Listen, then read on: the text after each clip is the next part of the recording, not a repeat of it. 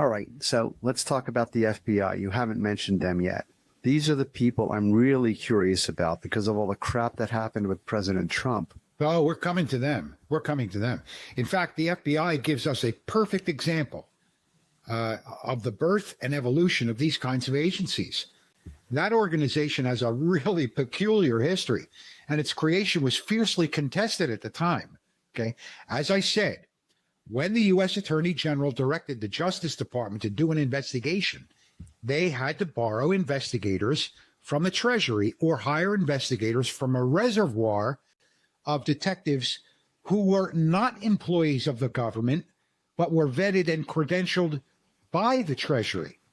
The snag that they had in justice was that they then had to go to Congress for appropriations to pay these guys. What an interesting concept. Congress held the purse. Yes, exactly. So now we're talking about a time frame at the beginning of the 1900s under Teddy Roosevelt's administration.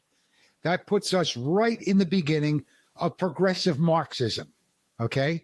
And there's no coincidence there. There is a reason that these things came afterwards.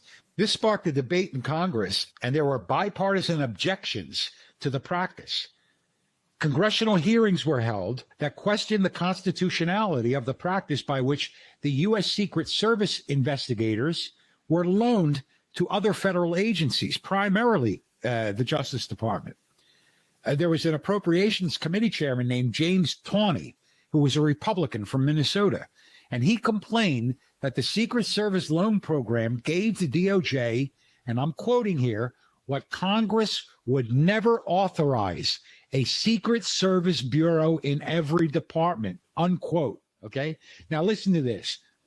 Tawney openly stated that it created, and I'm quoting again, a system of espionage in this country which is entirely inconsistent with the theory of our government, unquote.